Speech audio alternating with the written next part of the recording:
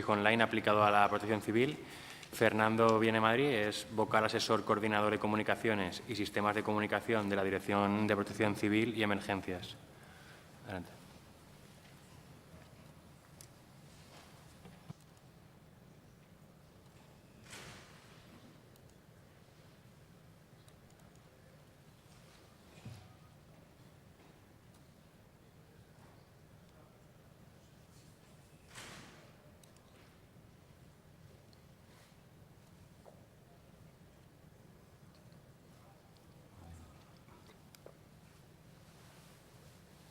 Bueno, buenas tardes a todos. Ya me han presentado.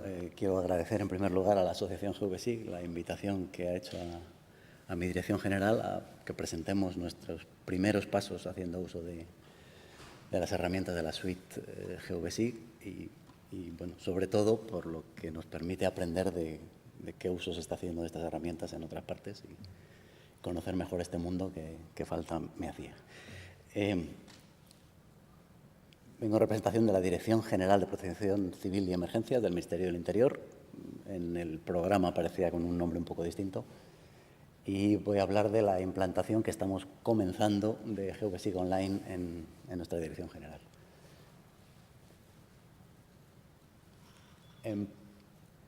Lo que pretendo hacer en los próximos minutos es dar un vistazo a la protección civil. Aprovecho que estoy aquí y os cuento un poco de lo que sé. Al final hablaré de lo que no sé, que es de los servicios SIG en protección civil y, bueno, para enlazar las dos cosas, pues, bueno, después de ver lo que es la protección civil, podemos ver un poco sus necesidades y cómo los sistemas SIG pueden cubrir algunas de ellas. Empiezo hablando del fenómeno de las catástrofes, que como bueno, todo el mundo sabe lo que es una catástrofe, evidentemente, pero tiene una definición que no es muy concreta, porque bueno, a veces hay cosas que son malas, afectan a gente y no se consideran catástrofes, otras sí, pero bueno, en general podemos hablar de catástrofes naturales. Aquí vemos imágenes del terremoto en Italia, este es el del verano pasado. Si encuentro el láser, que no... Sí, ahí está. Bueno. Las inundaciones del Ebro en 2015 o el huracán, este es el que entró por Texas en agosto, que es el Harvey, si no me equivoco, pero ya me falla la memoria. Bueno. También hay catástrofes creadas por la mano del hombre. A la izquierda vemos el incendio de neumáticos en Seseña. En el centro están un intento de refrigerar los reactores de la central nuclear de Fukushima en 2011 y a la derecha una explosión en la fábrica de BASF en Ludwigshafen, en Alemania, en 2016, si no me equivoco.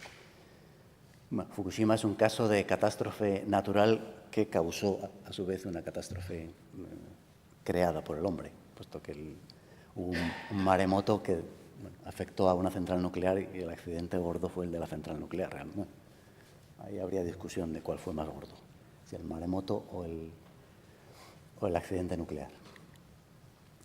Hay bastantes centros que se ocupan del seguimiento de las catástrofes. Uno de los más importantes es el Centro de Investigación sobre la Epidemiología de las Catástrofes de la Universidad de Lovaina. Y esta gente pues se dedica desde el año... Bueno, lo hacen desde hace menos tiempo, pero desde el año 1900 han recogido número de catástrofes, número de personas afectadas y toda la información que han podido recoger. Solo saco datos desde 1950, pero bueno, se observa evidentemente una tendencia clarísima. Esto es número de sucesos que han producido una catástrofe. Hay una definición bastante estricta de qué suceso constituye una catástrofe, como he dicho antes. Tiene que haber un mínimo número de personas afectadas, un mínimo número de fallecidos, una cantidad de pérdidas económicas. Entonces, bueno, lo que quiero mostrar aquí es simplemente, bueno, las líneas de colores son por continente. La línea importante es la más alta, que es el conjunto de todos. La tendencia es clarísima, cada vez hay más catástrofes, pero si os fijáis, perdón, me he saltado. volvemos. Pero si os fijáis, más o menos desde el año 2000, la tendencia por lo menos no es creciente, o no es claramente creciente. Si miramos las catástrofes causadas por el hombre, ahora, vemos que la tendencia es muy parecida. Ha crecido muy claramente desde 1950, pero en los últimos años, desde el año 2000 aproximadamente, la tendencia ya no es creciente.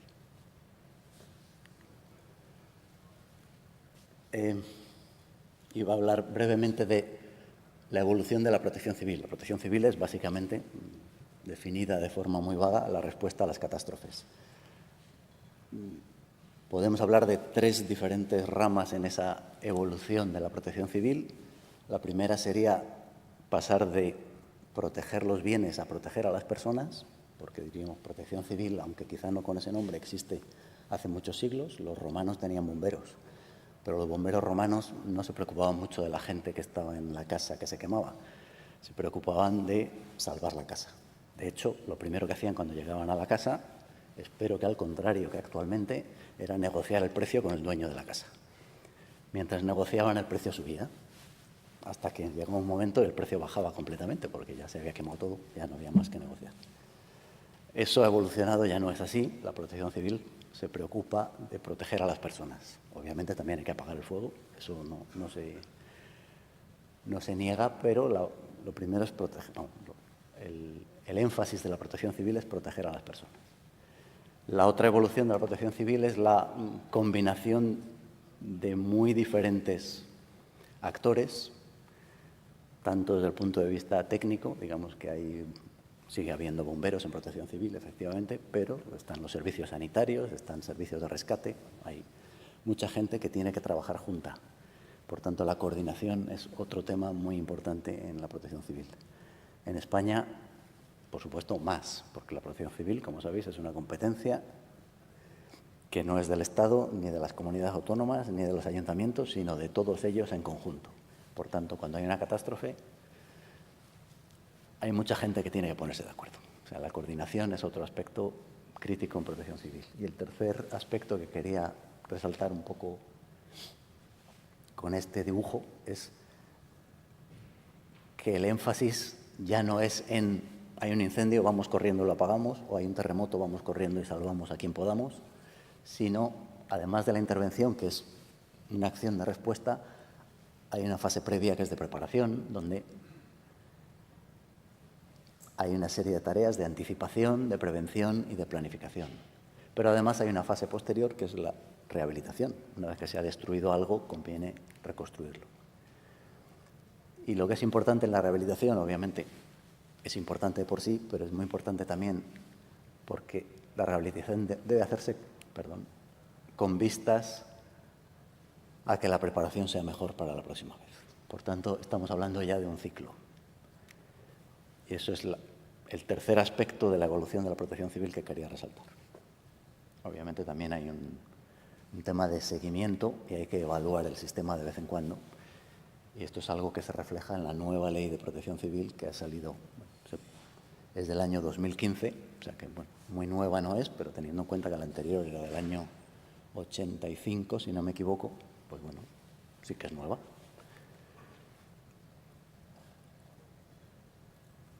Después de explicar un poco lo que es la protección civil, las necesidades, nos podemos centrar en que, efectivamente, como hemos visto, es muy importante. Los mapas y los sistemas de información geográfica pueden dar un apoyo importante en la fase de respuesta. Lo hemos visto hace un momento, los bomberos nos han presentado que les viene muy bien tener información geográfica para poder llegar a los sitios y encontrar las cosas donde dice el mapa que están. También para la fase de recuperación se ha hablado antes por ejemplo, de los, no sé cómo decir, survey, lo que ha contado Andrea, pues para poder valorar los daños de una catástrofe, por ejemplo, una inundación, es importante disponer de mapas de cómo estaba la cosa antes, dónde están los campos, qué campos han sido afectados, etc. Pero, desde el sitio donde yo vengo, que es la Dirección General de Protección Civil, donde Realmente no tenemos bomberos que mandemos a los fuegos. Por tanto, no estamos directamente involucrados en la fase de respuesta. Y en la fase de recuperación, básicamente, lo que hacemos es pagar subvenciones cuando se piden después de un episodio catastrófico. Hay unos procesos por los que se dan subvenciones a la gente, nosotros nos ocupamos de eso también. Realmente, donde nosotros sí trabajamos es en la coordinación del Sistema Nacional de Protección Civil, y ahí trabajamos en anticipación, es decir, en preparar las cosas para que funcionen cuando ocurra la catástrofe, en prevención, es decir, hacer que las cosas estén preparadas para cuando llegue la catástrofe, y en la planificación, saber cómo tenemos que actuar.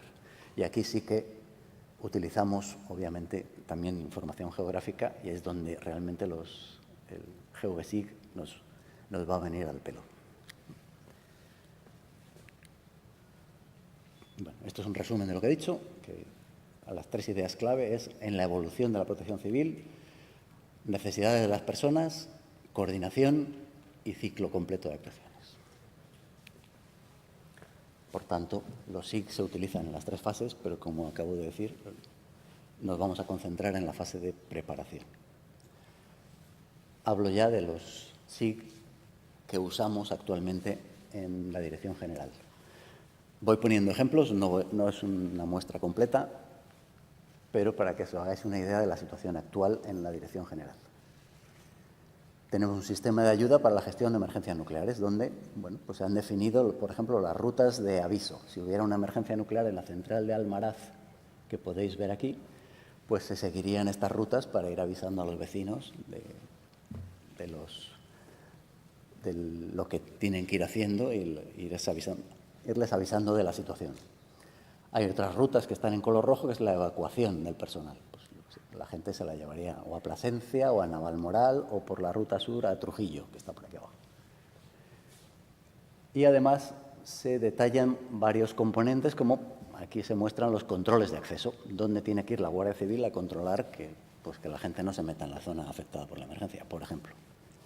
Este sistema, que tenemos desde hace unos años, pues está hecho sobre una herramienta comercial SIG, pero peca de que es muy rígida, nos cuesta mucho cambiar los datos y, pues sirve para lo que sirve, pero realmente se ha quedado muy estancada por lo costoso que es gestionarla. Otra herramienta que usamos en la fase de preparación, pues la red de alerta a la radioactividad. Tenemos un sistema, este es todavía más antiguo, que, para los que no lo sepáis, son unos 800, casi 900 sensores repartidos por toda España que miden radiación gamma. Eso se supone que es un sistema de aviso para cuando en algún momento haya una nube radioactiva, pongamos que venga en plan Chernobyl, pues esos sensores serán capaces de detectarlo y se podrán tomar medidas. Bueno, pues como veis, se basa sobre un sistema SIG también, pero es un sistema antiguo y que da muy poco detalle, pero es un sistema que está en uso. Otro sistema es más reciente, el Catálogo Nacional de Inundaciones Históricas, donde he sacado la zona en la que estamos y están marcadas las zonas con probabilidad alta de inundación. Como veo, si no me equivoco, debemos estar como por aquí, o sea que estamos a salvo en caso de que se ponga a llover. Pero es otro sistema SIG, distinto de los anteriores, que se ha desarrollado para este fin. Y podemos seguir así. Esto, más que un sistema SIG, es un mapa con el que hemos pintado cosas encima. Es la ubicación de los repetidores de la red REMER, etc. En la fase de intervención, nosotros sí que hacemos un seguimiento, por ejemplo, de los incendios forestales, y aquí vemos, estos no son los últimos de esta semana, sino en la semana anterior, pues cómo estaba la situación en Galicia y en algunos otros puntos de España, en incendios forestales. Pues eso sí que hacemos un seguimiento desde la Dirección General para saber cómo está la situación.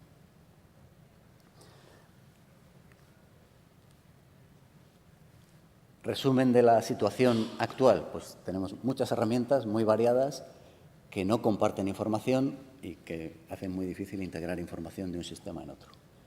Y el mantenimiento de esas aplicaciones pues requiere cada una su contrato de mantenimiento con las personas que lo hicieron y, bueno, y además no estamos cumpliendo ni la directiva europea Inspire ni la ley española de infraestructuras de información geográfica, ya no, ley de infraestructuras de sistemas de información geográfica de España, si no me equivoco. Precisamente porque nos es muy difícil compartir esta información. Entonces, con esta situación,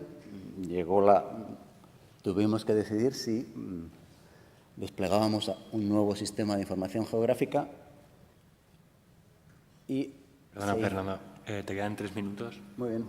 Sí, yo creo que acabo. Gracias. Entonces, para el despliegue de esta infraestructura, había que elegir una herramienta así y se usaron como criterio de selección, en primer lugar, que nos permitiera empezar a cumplir con la ley, porque es algo que no estábamos cumpliendo, que la curva de aprendizaje no fuera excesivamente compleja, que permitiera la flexibilidad de ir sobre la misma plataforma, ir incluyendo distintos sistemas de información y, obviamente, que el precio fuera barato. Me avergüenza comprobar que aquí no está el requisito de que fuera software libre.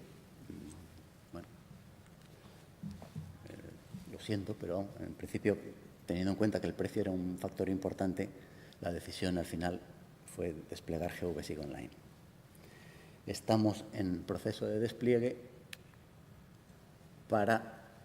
obviamente no vamos a sustituir todos los sistemas que tenemos por nuevos, pero sí que estamos trabajando en un nuevo sistema de gestión de alertas con el que estamos empezando a trabajar con la Agencia Estatal de Meteorología y estamos recibiendo las alertas ya en un formato estándar y para lo que planteamos usar la IDE es para reflejar esa situación de alertas meteorológicas.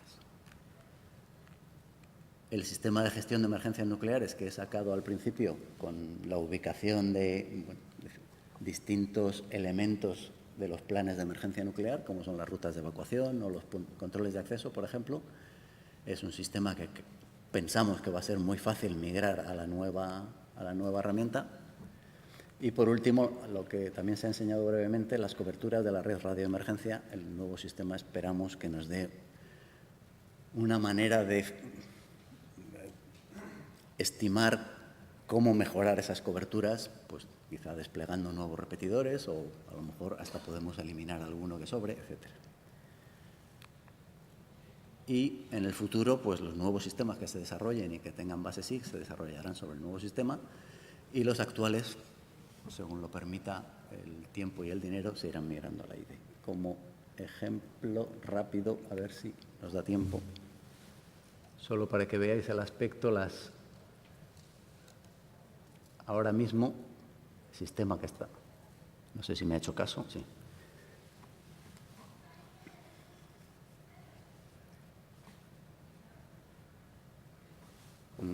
Bueno, sí.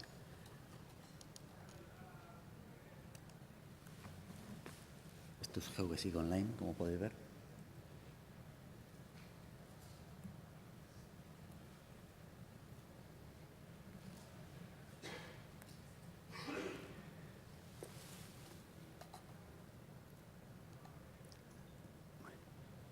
Bueno, y de un vistazo y sin entrar en mucho detalle, lo que podéis ver es los últimos avisos meteorológicos que han entrado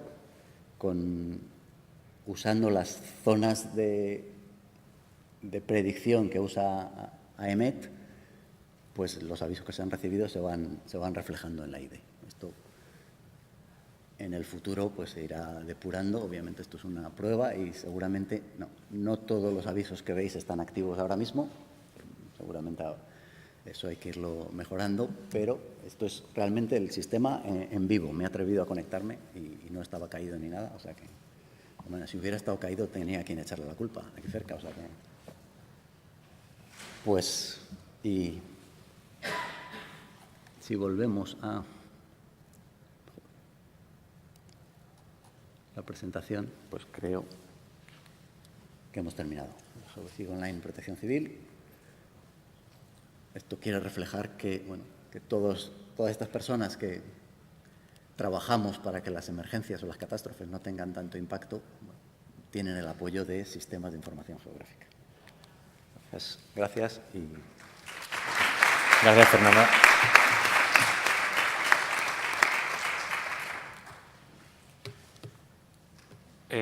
Nada, y por último tenemos a Antoni Pérez.